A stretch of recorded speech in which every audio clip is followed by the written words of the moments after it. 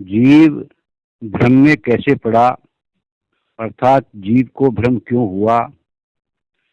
जीव अपने सत्य स्वरूप से पतित होकर ग्रह और प्रेम में फंसकर अपने यथार्थ स्वरूप को भूल गया है। फिर इधर उधर ढूंढने लगता है, कुछ आधार नहीं पाता तो थक कर कहने लगता है ईश्वर निर्गुण निराकार है। इस प्रकार जब जीवों ने नाना प्रकार की कल्पना और निश्चय करके कुछ प्राप्त नहीं किया तो दुखी के दुखी रहे। शिव, ब्रह्मा और सनक आदि ऋषियों ने नाना प्रकार की वाणी बनाई, सब जीवों को ब्रह लगाया, सब जीवों को वाणी का विष चढ़ गया। जब उसमें अचेत हुए तब आशा और भय अर्थात रोचक और भयानक में नाना प्रकार की आशा करके फंसे। उसी को जन्म मृत्यु का बीज कहते हैं। इन्हीं के वश में पड़ा हुआ मानव बारंबार जन्म मृत्यु को प्राप्त होता है, कहीं सुख नहीं मिलता। यद्यपि यह बहुत युक्तियां करता है पर इसके छूटने की आशा नहीं होती। जिस गुरु अथवा आचार्य के निकट जाता है वे ही अपने स्वार्थ और मान बढ़ाई के वश होकर नाना प्रकार की रीति रस्म और पाखंडों में फंसाकर अपने अधीन करने की इच्छा करते हैं। पर अज्ञानियों को कुछ भी सुध नहीं होती कि मुक्ति किसे कहते हैं और बंधन किसे कहते हैं। जगत में जितने लोग अपने को ज्ञानी और ध्यानी समझते हैं, अपने को जीवन मुक्त मान रहे हैं, विधेय मुक्ति की आशा रखते हैं, वे सब मिथ्या भ्रम में पड़े हैं।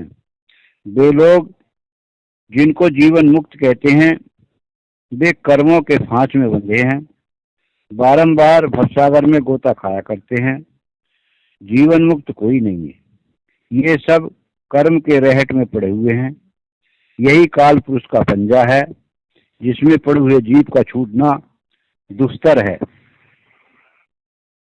कबीर साहब सर्वदासों से कहते चले आ रहे हैं कि किताबों के द्वारा न किसी की मुक्ति हुई है न होगी, और न इन नाना प्रकार के मतों के गुरु लोगों के उपदेश से कोई बंधन से छूटा है और न छूटेगा।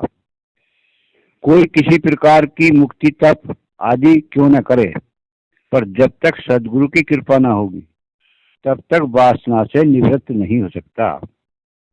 गर्भ में आने का कारण पूर्व जन्म का पाप है, क्योंकि गर्भ पूर्ण नरक है। जब तक गर्भ में आना जाना लगा है तब तक ज्ञानी अज्ञानी में किसी प्रकार का भेद नहीं है। केवल यह शरीर से लेकर स्थूल देह तक सभी नाशवान है। जब तक इन 5 देहों के अहंकार से न छूटेगा तब तक परमानंद को प्राप्त न होगा। ये 5 देह के अहंकार काल पुरुष के हैं। इन्हीं द्वारा विधि और निषेध दोनों कर्म के भेद बनाए हैं। इसके भेद को कबीर साहिब के बिना दूसरा कोई नहीं जान सकता। जो जीव गर्भ में आते हैं वे सब काल पुरुष के कैदी हैं। निष्पाप कोई कभी कैद नहीं हो सकता। जो कैदी होता है उसका कुछ न कुछ अपराध होता है। निरपराध कभी भी बंधन में नहीं आ सकता। प्रभु कभी किसी को बिना अपराध दंड नहीं दे सकता। ये 3 लोग कारागृह हैं और धर्मराय इस जेल खाने के अधिपति हैं। अपराधियों को कर्म रूप जंजीर से बांधकर मात्र गर्भ में डाला जाता है। वहां पर जीव हाय हाय करके पुकारता है कि हे प्रभु, मुझ दीन को इस दुख से छुड़ा, मैं तेरी शरण हूँ, बाहर निकलकर तेरा भजन के सिवा कुछ नहीं करूंगा। इस प्रकार प्रार्थना कर यह जीव गर्भ से बाहर आता है और अपने वचन को भूलकर विषय वासना में पड़कर मोह मत्सर में पड़ जाता है। यह जगत असत्य है, यद्यपि यह जगत सत्य होकर भासता है। असत्य के ग्राहकों को सत्य पदार्थ नहीं मिल सकता। सांसारिक पदार्थों के अभिलाषी संसार में ही रहेंगे। जिन लोगों ने संसार तुच्छ समझ लिया उनका संसार से प्रेम नहीं होता। इस संसार के जीवों की प्रवृत्ति विषयों में होती है, पर सुख नहीं मिलता और तृष्णा अधिक से अधिक होती जाती है और अंत में निष्फलता के साथ मरकर आवागमन को प्राप्त होता है। सांसारिक वासना से बंधे पुरुष बारंबार संसारी पदार्थों की इच्छा करके उसी में फंसे रहते हैं और उसी के लिए प्रयत्न करते हैं, उसी को प्राप्त होने से आनंद समझते हैं। ऐसे पुरुषों का अंतःकरण मलिन रहता है, वे ईश्वर को प्राप्त नहीं कर सकते, क्योंकि ईश्वर को प्राप्त होने के लिए उनको प्रयत्न करने का समय ही नहीं है। ऐसे लोग अपनी आयु को सांसारिक व्यवहारों में व्यतीत कर देते हैं। जो लोग सत्संग करते हैं उनको संसार बाजीगर के खेल के समान जान पड़ता है। वेद भेद कर बंध लगाया, कीर्ति कीन उचारम, हंसानाथ मनोरथ पूर्वन, जाका बार न पारम। विष्णु बंग विवेक विनानी, है सो अलख निवारम। गोरख दत्त कबीर भर्तरी, सुखदेव ध्रुव प्रहलादम। शेष नाकू पार न पाया, जो रत्ना रटे अगाधम। जिन्नो अवतार निरंतर रोपे, रहिया अलख निरालम। जूनी जाय न संकट आवे, व्यापे जरा न कालम। निराकार निज सार जगत गुरु, है सो अकल विवेकी। मूर्ति अंजन अकल निरंजन, सूरत बिरलोई देखी। अनहद नाद निरंतर पूरे, विवे वैनी बाजे। सो घर अगम निगम से न्यारा, शून्य सेहरा साजे।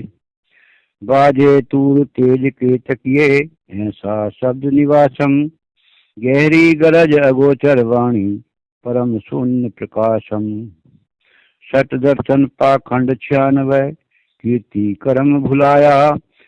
हम जिस कर्ता का जाप जपें, सो नाद बिंदु नहीं आया। नाद बिंदु से वस्तु अगोचर, निर्बीजम निष्कामम। ज्योति स्वरूप अनुपम देखा, अकल महल अस्थानम। नाद बिंदु से रहिता स्वामी, है सो साहब मेरा। अष्ट सिद्धि नो निधि छोड़कर, बांध नृत्य का घेरा। अष्ट सिद्धि में ब्रह्मा फूले, नो सिद्धि शंकर योगी। माया मूड गलत कर पीछे, सभी सूर संयोगी। गरीबदास जी अपनी वाणी में स्पष्ट कर कह रहे हैं कि परम पिता परमात्मा सबसे अलग है और अगोचर है। वह नाद बिंदु से भी अलग है, निर्बीजम और निष्कामम है, अर्थात वह बिना बीज के स्वयं है। सभी जीव काल के वश में हैं, परंतु वह काल के दायरे से बाहर है। गरीबदास जी कह रहे हैं कि हम जिस कर्ता का जाप करते हैं वह नाद बिंदु से नहीं जन्मा है। जो नाद बिंदु से रहित है वह मेरा साहब है। माया ने सभी को भूल में डाल रखा है। सभी अपनी अपनी मान बढ़ाई में लगे हैं और कर्म के बंधन में पड़कर दुखी हो रहे हैं। काया माया दो स्थिर नहीं, स्थिर नहीं धरणी आकाशा। चंद्र सूर्य तारागण स्थिर नहीं, झूठा सकल तमाशा। चंद्र सूर्य तारागण स्थिर नहीं, नो से नदी विहानी। पत्थर पूज पदारथ बिसरे, झूठी सकल कहानी। गोपी चंदन तिलक करें, काया प्रछारें सलता। माला पहरे मुक्ति होए तो, सब पिंड काठ में जलता। ओहब कदी का भेद बखाने, घोरा निज स्वरूपम। भूण भेद गोवर का जाने, खोधे धरड़ी कूपम। साधु भवर भूंड है पांडे, वस्तु भेद नहीं पाया। अंजन माही निरंजन खोया, राते अलख ईश्वरी माया। जहाँ केते ब्रह्मा वेद बखाने, शंकर सूर सयाने। केते भक्ति भाव में वेधे, लगे तंत्र के ताने। तंत्र न विंचे मंत्र न विंचे, सुनी जगर विंचे नहीं जाई। 14 तबक छार की चीपी बाजी धुंध रचाई। इस बाजी को देख भुलाने ब्रह्मा शंकर सोई। मोड़ बांध माया को मारे दुनिया कहाँ फिरोई। गगन मंडल में भाटी सिरवे उन्मनी के घर प्याला। सदगुरु मिले तो भेद लखावे खोले निर्गुण ताला। ताला खोल महल में बैठे अगम निकम लख लिया। अमृत नूर सहत रस प्याला साचे सतगुरु दिया। गरीबदास जी अपनी वाणी के द्वारा स्पष्ट कर कह रहे हैं कि काया और माया स्थिर नहीं है।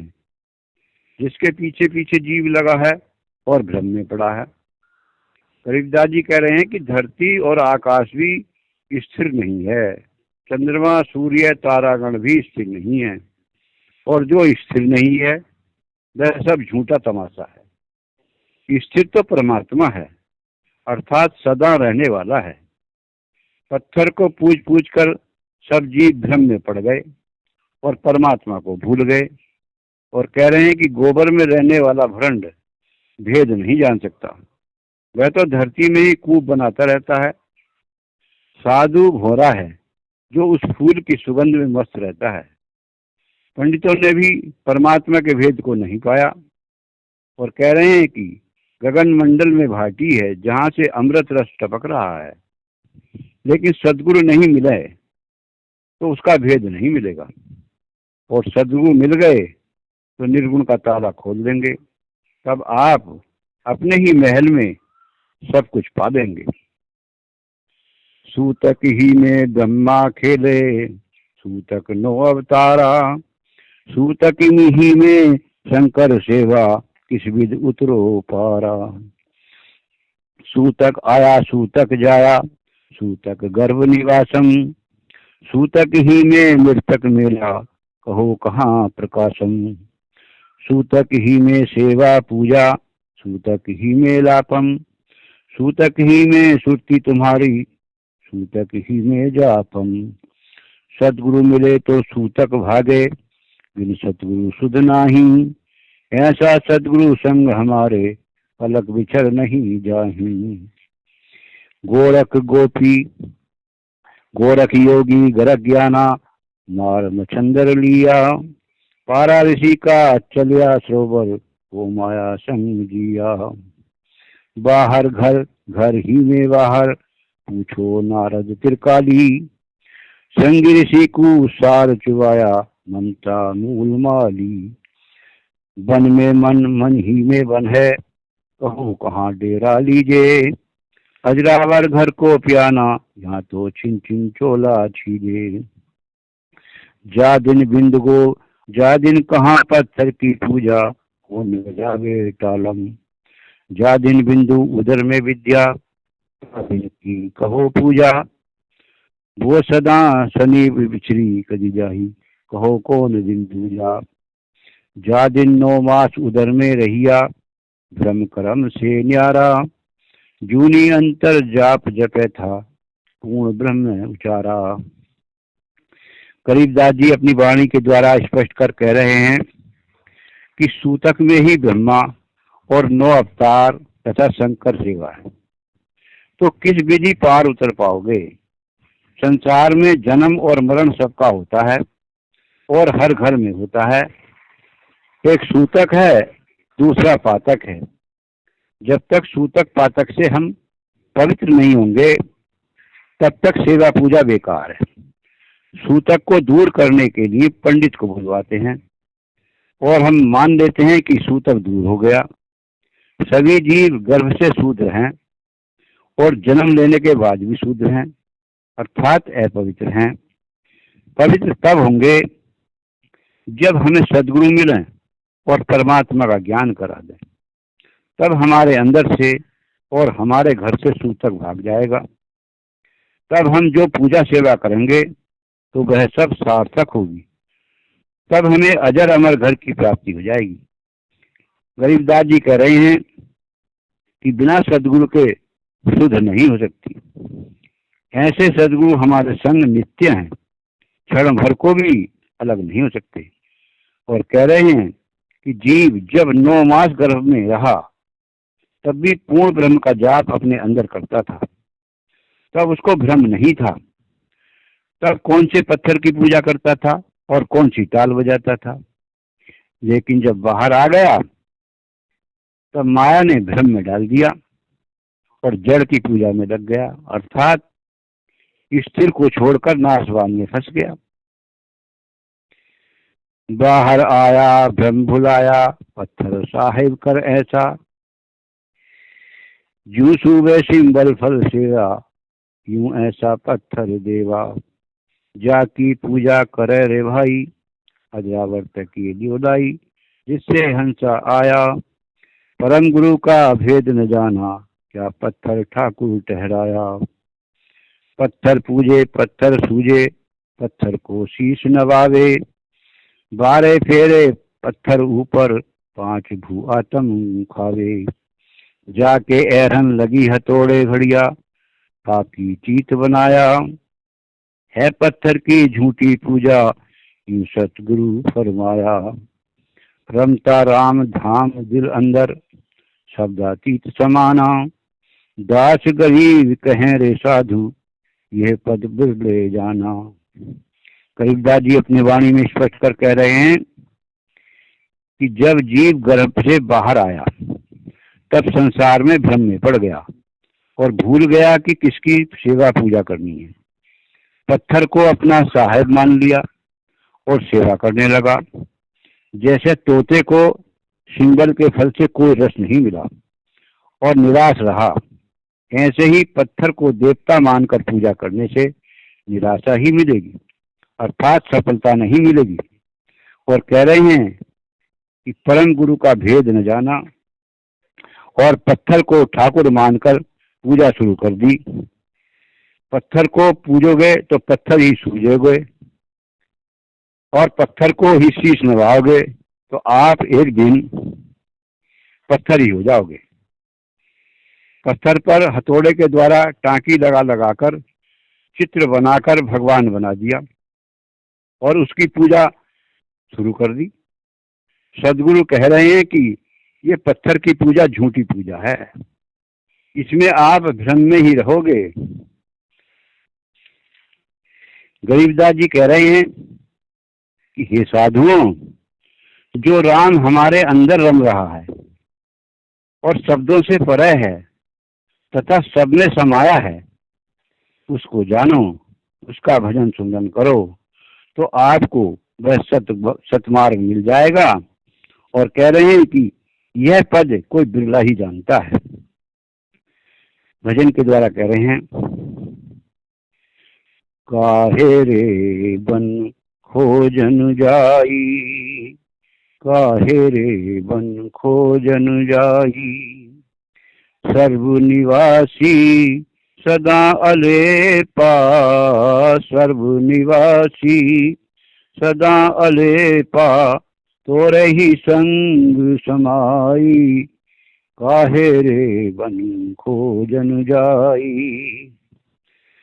पुष्प मध्य जो बास वसत है, पुष्प मध्य जो बास वसत है, मुकुर माही जस छाई, ऐसे ही हरि बसे निरंतर, घटी खोजो भाई, काहे रे बन खोजन जाई। बाहर भीतर एक ही जानो, बाहर भीतर एक ही जानो, यह गुरु ज्ञान बताई, जन नानक बिन आपा चीने, मिटे न भरम की काई, काहे रे बन खोजन जाई, काहे रे बन खोजन जाई।